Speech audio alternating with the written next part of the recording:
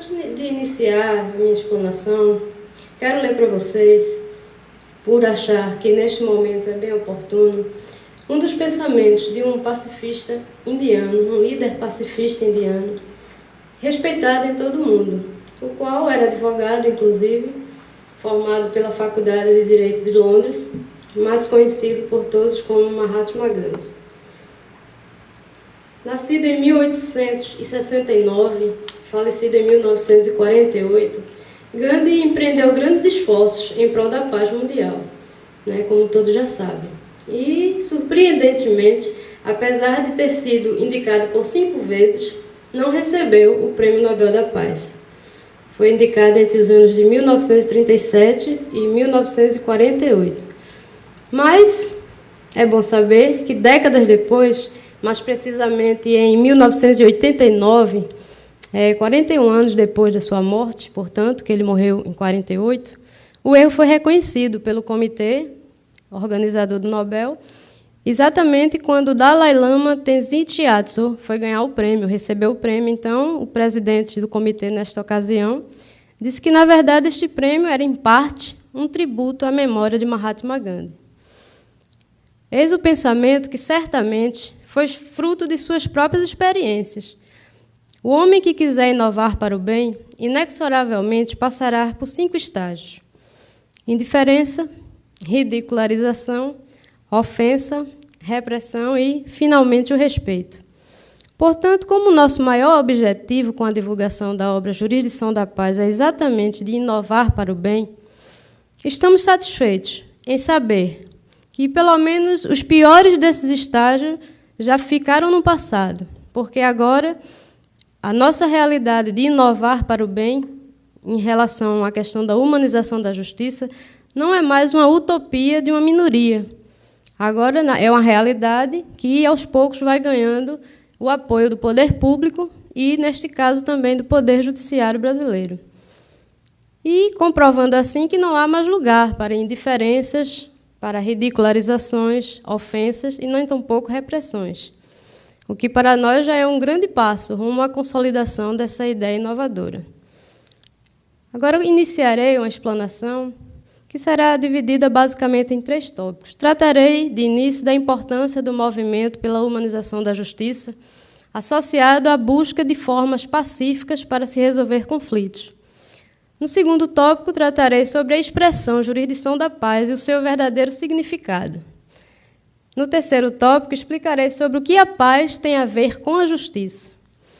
Na sequência, farei uma síntese e chegarei às conclusões para vocês entenderem melhor as 2 grandes metas idealizadas com a divulgação desta obra, Jurisdição da Paz.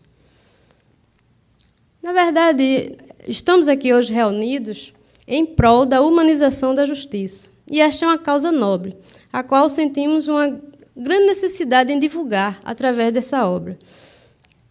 E, na verdade, o grande objetivo, um dos maiores objetivos, é incentivar essa cultura de paz dentro e fora do judiciário brasileiro, para que mais rapidamente nós possamos usufruir e sentir os benefícios que esse sistema de humanização da justiça traz para nós. E é bom saber, inclusive, entre seus efeitos benéficos, já foi comprovado, que com a implantação desse sistema de justiça, um novo modelo de justiça humanizado, em alguns países já houve uma considerável redução de doenças psicossomáticas, a exemplo do Uruguai, onde foi feita uma integração entre as áreas de saúde e justiça. Só a título informativo, doenças psicossomáticas são as que mais acometem a população mundial: depressão, ansiedade, transtorno bipolar de humor, psicoses maníaco-depressivas e tantas outras que geram mais violência no nosso dia a dia. E essa revelação, para nós, é mais uma prova de que o combate judicial, na maioria das vezes, é doentio e não proporciona a paz.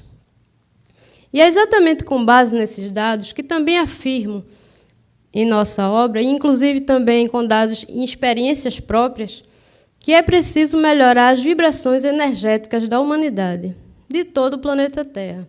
É preciso purificar a atmosfera pesada de energias negativas, que são emanadas exatamente desses sentimentos destrutivos como os de ódio, inveja, ambição, egoísmo, vingança, revolta e tantos outros, que normalmente esses sentimentos só fomentam o desejo daqueles que, movidos por eles, acham que buscam por justiça. Pois precisamos de renovadas energias positivas, de sentimentos nobres, como os de paz, de amor, compreensão, fraternidade, justiça e outros. Porque temos que nos conscientizar de que a justiça não é vingança, justiça é paz. É importante saber também que esse movimento pela humanização da justiça e busca de formas pacíficas para se resolver conflitos é de âmbito internacional, porque essa crise do processo e do poder judiciário não é um privilégio, entre aspas, do Brasil. E este movimento surgiu com bastante força nos Estados Unidos da América, há mais de 35 anos. E foi exatamente em virtude da insatisfação dos jurisdicionados com a administração da justiça pelo Estado norte-americano. Uma insatisfação com o sistema judiciário tradicional, como um todo, o chamado sistema contencioso. Inclusive, os primeiros registros sobre a insatisfação popular datam de 1906, quer dizer, início do século XX, certo? Ano em que houve o discurso de Nathan Hosken-Pound, na convenção anual da ABA, que ainda todos os anos ocorre nos Estados Unidos, que é a American Bar Association, cujo tema foi as causas de insatisfação popular com a administração da justiça, onde Hosken-Pound reconheceu que o sistema contencioso realmente transforma as controvérsias em um verdadeiro jogo de litígios, uma verdadeira batalha entre as partes, dando uma falsa noção da finalidade e dos fins, da lei e do direito. Só a título informativo, para os que não conhecem, Nathan Hosken-Pound foi um eminente jurista. Ele foi, inclusive, reitor da Harvard Law School do ano de 1916 a 1936. Foram 20 anos de gestão e, inclusive, esse período foi chamado como Idade de Ouro da instituição Harvard. E considerado, nessa época, como um dos estudiosos do direito mais citados do século XX. Essa insatisfação da qual falei gera em todos nós sentimentos de descrédito, de falta de confiança na nossa justiça e, principalmente, de uma enorme insegurança jurídica quando procuramos o judiciário para resolver nossas questões. E isso, sinceramente, deixa-nos tristes, porque a impressão que dá é que, aos poucos, o poder judiciário vai se tornando totalmente desnecessário à sociedade e prestando um desserviço, ofuscando, assim, o brilho da verdadeira justiça. E essa situação é preocupante, porque, sem justiça, torna-se totalmente inviável a vida em sociedade. Vou falar agora sobre o segundo tópico, que é sobre a expressão jurisdição da paz, o significado da expressão jurisdição da paz. É preciso saber que, se trocarmos o da pelo de, alterará bastante o sentido da expressão, assim como uma vírgula altera o sentido de toda uma frase. Por que eu digo isto? Porque alguns juristas, alguns profissionais do direito, chegaram a mim e me questionaram, fizeram esta confusão e me questionaram se no Brasil já existe jurisdição de paz. E eu lhes disse o seguinte, que jurisdição da paz é uma expressão criada por nós, tá certo? E o significado eu explico em nossa obra e também vou discorrer aqui. Jurisdição de paz, que em nosso sentir, inclusive, é uma expressão tecnicamente adequada para este caso. Por quê? Porque, atualmente, em alguns países, a exemplo de Portugal, o que existe é a chamada justiça de paz, o que nos remete aos tribunais extrajudiciais, que são responsáveis pelos chamados julgados de paz. No Brasil, também temos a chamada justiça de paz, não jurisdição da paz. Todavia, a estrutura é bem diferente e as regras estão na nossa Constituição, no artigo 98, inciso 2, na qual atuam os juízes de paz, que não exercem jurisdição. Os juízes de paz exercem atividade estatal apenas. Eles celebram casamentos, fazem pequenas conciliações, sem nenhum caráter jurisdicional. Portanto, eles compõem uma magistratura especial, uma magistratura que não é de juízes concursados, é uma magistratura eletiva, temporária, ou seja, eles são eleitos por voto direto, secreto e universal e têm um mandato de 4 anos. Inclusive, em nossa obra Jurisdição da Paz, há várias considerações e algumas críticas a respeito deste tema, às páginas 82 e seguinte. A Jurisdição da Paz prega a desjudicialização dos conflitos, através da solução pacífica das controvérsias em primeiro lugar, ou seja, o uso racional do judiciário, que, em nosso sentir, só deve ser provocado nessas questões menos complexas como última ratio. O que é isso? Como último recurso, porque entendemos que apenas as causas juridicamente sérias, de maior complexidade, ou aquelas que necessitam obrigatoriamente da intervenção judicial, devem ser levadas a priori ao judiciário. E, em relação a isso, como já ocorre em vários países do mundo, entendemos que nessas causas mais simples, se a solução pacífica não se concretizar simplesmente por intransigência infundada de uma das partes, seja ela poder público ou particular, esta parte deverá suportar um ônus por obstruir a administração da justiça, porque se recusa a resolver uma questão pacificamente, apenas por um mero capricho, querendo provocar o judiciário tão somente por não tolerar um acordo amigável ou por não tolerar um diálogo amigável. E isso realmente é inadmissível. Mas aí vem a pergunta, e por quê? Por que resguardar o judiciário? Porque sabemos muito bem que o Poder Judiciário encontra-se sobrecarregado em todo o Brasil, acumulando uma quantidade de processos humanamente impossível de serem sentenciados em um prazo razoável. Em nossa obra, nas páginas 135 e seguintes, mostramos as alarmantes estatísticas referentes ao ano de 2011. E isso, em nosso sentir, é fruto de uma explosão demográfica desordenada, associada ao excesso de demandas judicializadas, a maioria delas sem nenhuma necessidade de serem levadas a juízo. Isso ocorre principalmente porque a nossa cultura aqui no Brasil é de litigar a priori, ou seja, a cultura aqui no Brasil é de arengar mesmo. Simplesmente as partes não têm nenhum interesse em solucionar os conflitos pacificamente. E quando as questões são entregues ao judiciário, automaticamente elas ficam submetidas a formalismos e burocracias. Reconheço, muitas vezes desnecessárias, mas, infelizmente, é o sistema que temos. Essas burocracias, esses formalismos, muitas vezes só servem para retardar os processos. Mas, infelizmente, o sistema jurisdicional, a máquina jurisdicional, não pode ser alterada do dia para a noite. Isso demora.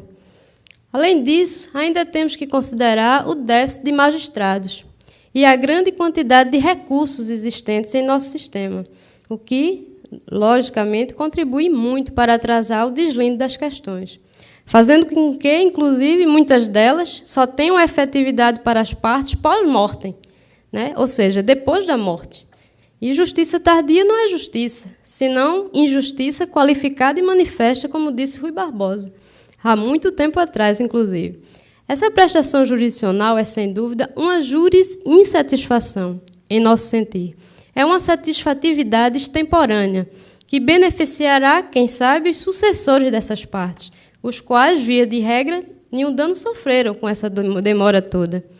Então, para nós, a melhor forma de desobstruir o Poder Judiciário é evitar a judicialização das demandas, com a utilização de meios alternativos pacíficos para se resolver conflitos, pois entendemos que só assim o Poder Judiciário conseguirá reerguer-se, reorganizar-se, reestruturar-se e ganhar mais fôlego para retomar seus trabalhos com as energias refeitas, ânimo e coragem, para enfrentar uma nova realidade que se inicia.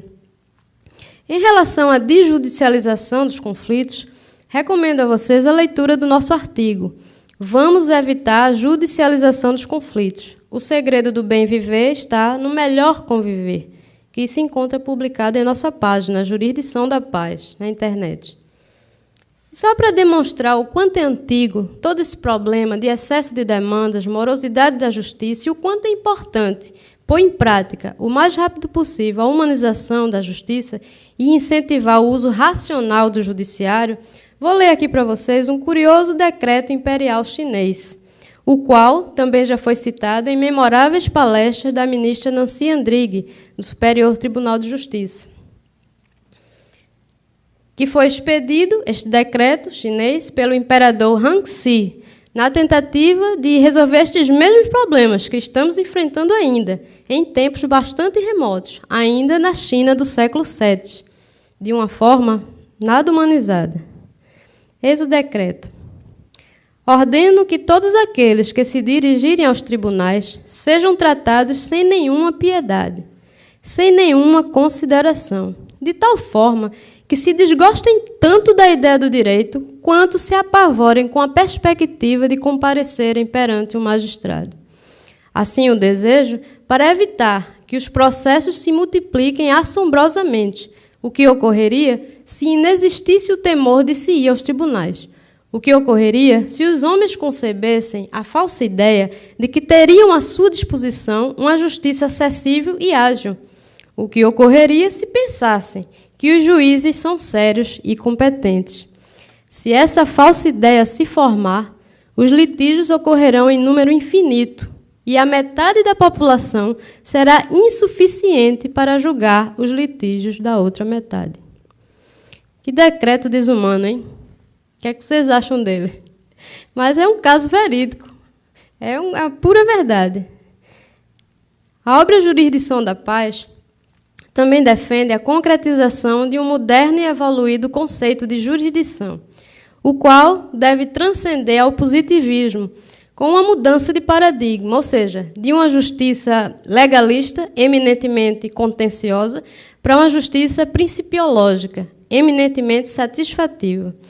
Pois jurisdição da paz é uma expressão que idealizamos como sendo a mais adequada para exteriorizar a ideia moderna de jurisdição, na qual não há apego à supremacia da lei. Não há lugar também para o chamado positivismo acrítico, na qual potencializamos a importância do princípio da dignidade da pessoa humana e da paz como direito fundamental, incentivando uma efetiva implantação de meios pacíficos para se resolver controvérsias, como, por exemplo, os mais comuns aqui no Brasil, conciliação, mediação e arbitragem, evitando a todo custo que se instale a chamada guerra jurídica.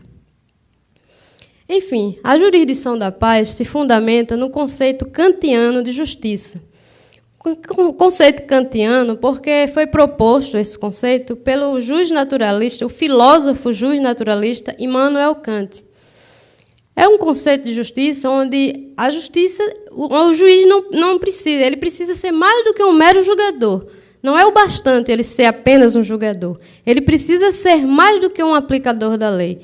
Porque para alcançar essa justiça, ele precisa se pautar na humanização. Ele tem que agir como ser humano, acima de tudo, procurando conhecer o íntimo da relação jurídica sub judice, com o objetivo, é claro, de solucionar o conflito, mas, ao mesmo tempo, prezar pelo desenvolvimento moral e social das pessoas ali envolvidas.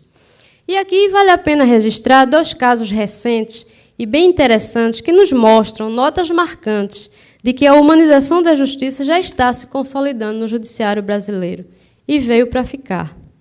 Primeiro caso.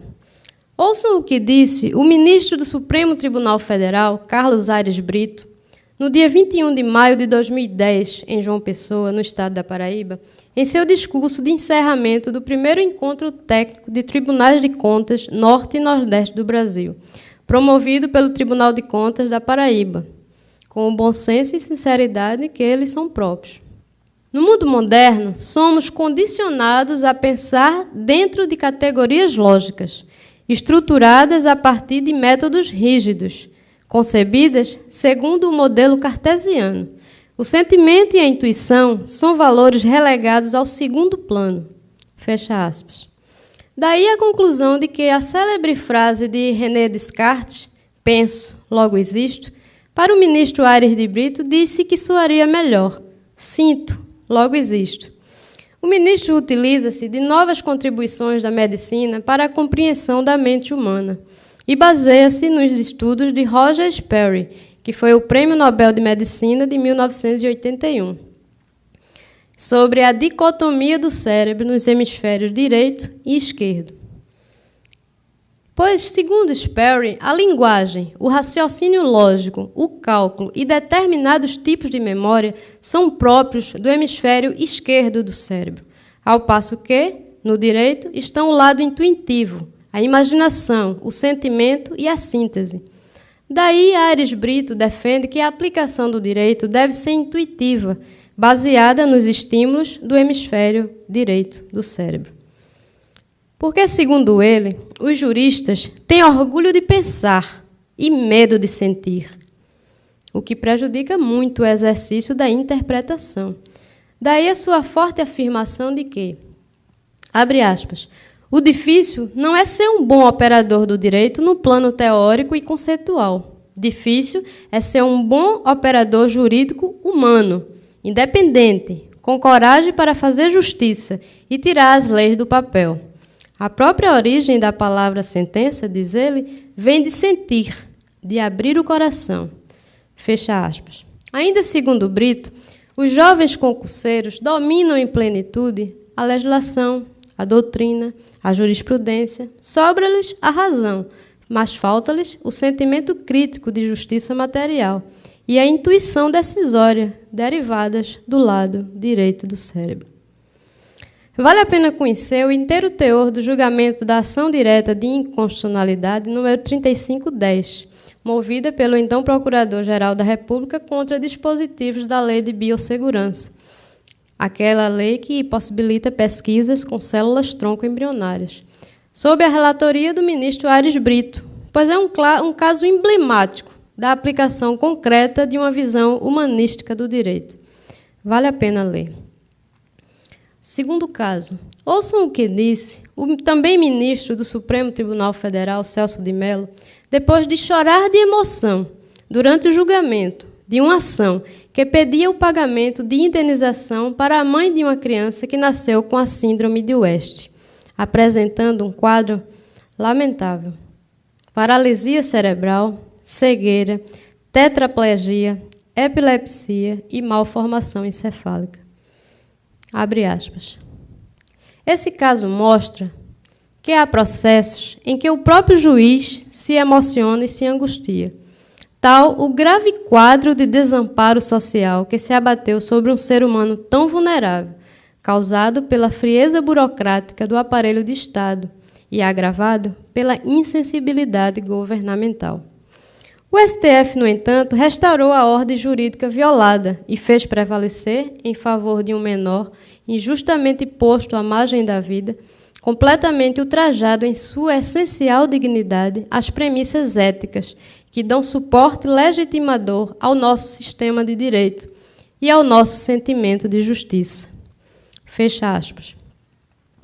Entendam o caso. A mãe desta criança era servidora no Hospital Regional de Planaltina, Distrito Federal, responsável pelo manuseio de sangue e urina contaminados de recém-nascidos, coletados no berçário, e contraiu, durante a sua gravidez, o citomegalovírus, o que ocasionou todos esses problemas ao seu bebê, o qual, inclusive, é bom frisar que, nesta época deste recurso extraordinário, em 2009, já iria completar 10 anos.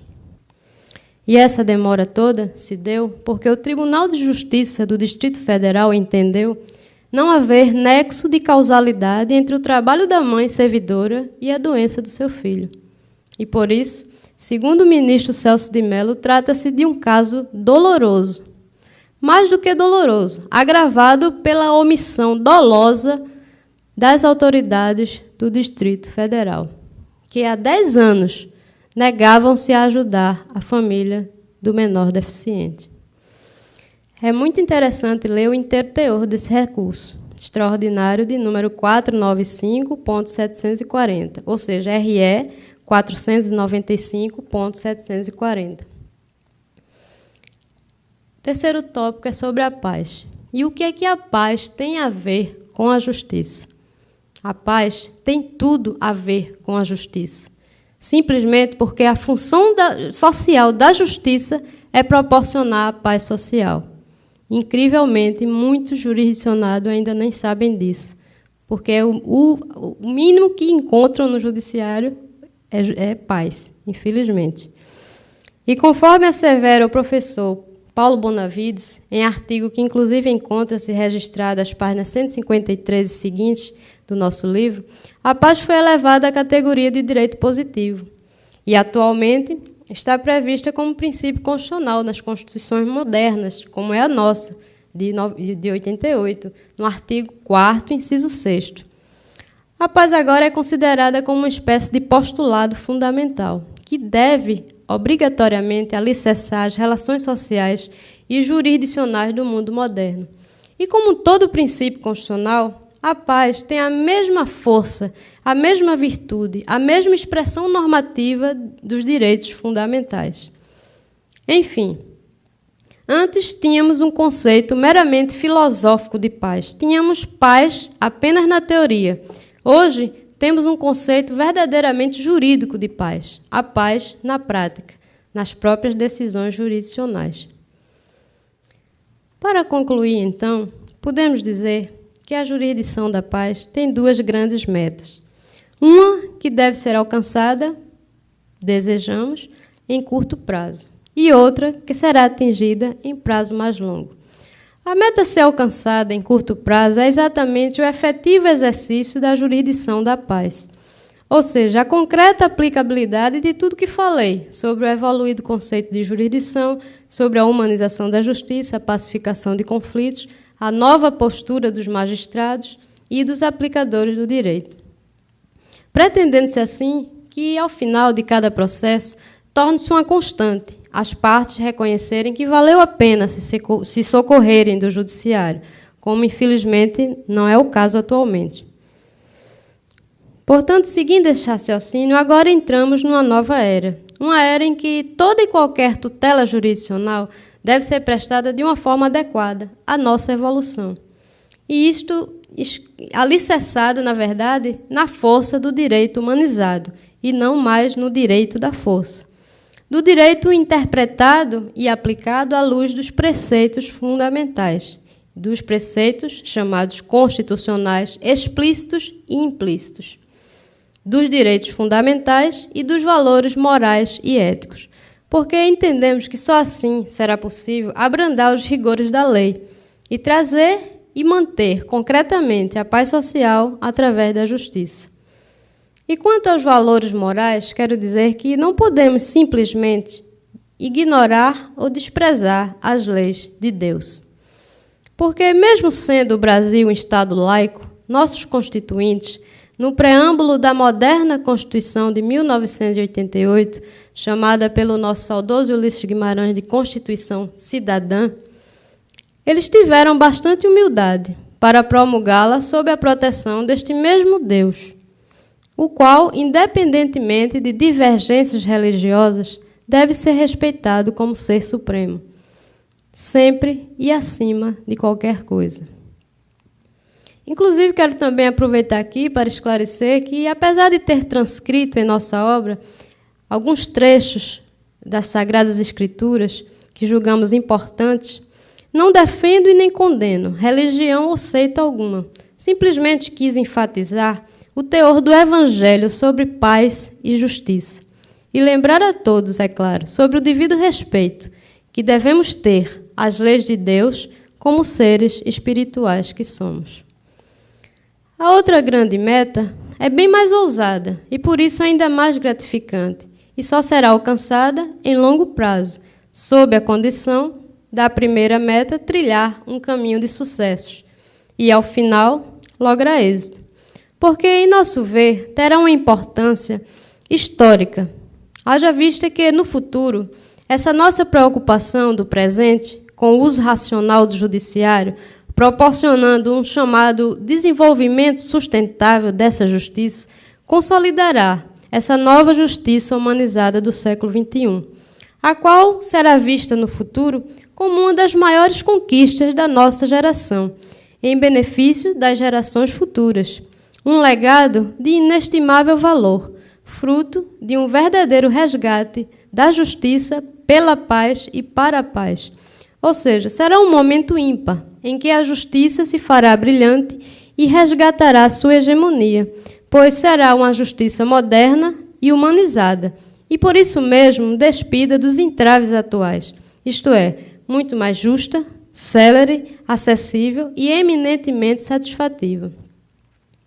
Vou abrir aqui um pequeno parêntese só para esclarecer que tomei de empréstimo a expressão desenvolvimento sustentável, que alguns juristas aqui presentes sabem muito bem que são mais próprias do direito ambiental, apenas para facilitar a compreensão, fins meramente didáticos. Porque basta fazermos uma analogia do poder judiciário e da justiça com o meio ambiente e os recursos naturais. Ou seja, da mesma forma que sabemos que o uso racional dos recursos naturais com o respectivo desenvolvimento sustentável visa preservar o meio ambiente e garantir um futuro melhor, um planeta mais saudável às próximas gerações, o uso racional do judiciário e o desenvolvimento sustentável da justiça, através da humanização e da pacificação de conflitos, também visa preservar esse novo modelo de justiça humanizada, para garantir, logicamente, um futuro muito melhor e também mais saudável à realidade social das próximas gerações. Enfim, este momento presente, no futuro, será considerado como um passado glorioso, de grande evolução espiritual do ser humano em benefício dele mesmo. Um momento em que se reconhecerá que a paz efetivamente reergueu a justiça, e essa justiça, indubitavelmente, haverá de perpetuar esta paz. Afinal de contas, não podemos deixar que aquela realidade do passado condicione o nosso presente e, infelizmente, comprometa esse nosso futuro, restringindo a insucessos reiterados, como vem acontecendo desde há muito tempo. E, inclusive, fazendo jus ao que declarou com bastante sensatez o nosso querido Rui Barbosa, patrono da advocacia brasileira, em discurso no Senado Federal, no Rio de Janeiro, na sessão de 17 de dezembro de 1914, há quase um século atrás. Abre aspas. A falta de justiça, senhores senadores, é o grande mal da nossa terra, o mal dos males, a origem de todas as nossas infelicidades, a fonte de todo o nosso descrédito. É a miséria suprema desta pobre nação. A injustiça, senhores, desanima o trabalho, a honestidade, o bem. Cresta em flor os espíritos dos moços. Semeia no coração das gerações que vêm nascendo a semente da podridão. E habitua os homens a não acreditar, senão na estrela, na fortuna, no acaso, na loteria da sorte. Promove a desonestidade, promove a venalidade. Fecha aspas. Então, basicamente, era isso aí que eu gostaria de dizer para vocês, tentando resumir, né, a essência da nossa obra. Logicamente, sendo dessa forma, convido todos vocês a, juntos, mudar essa realidade. E agradeço desde já, muito obrigada a cada um de vocês pela presença de todos. Muita paz e fiquem com Deus.